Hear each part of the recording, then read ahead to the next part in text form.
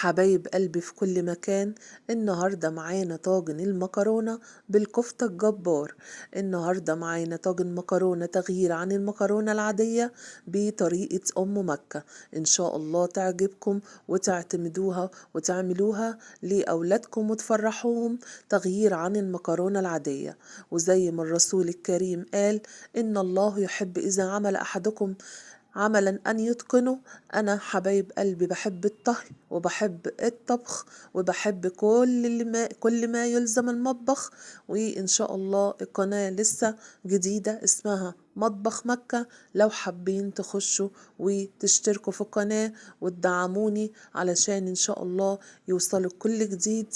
أنا بعمل كل الأكلات المصرية بس بطريقة عصرية وتناسب الكبير والصغير. حبايب قلبي محتاجة دعمكم، بحبكم في الله، واشتركوا في القناة.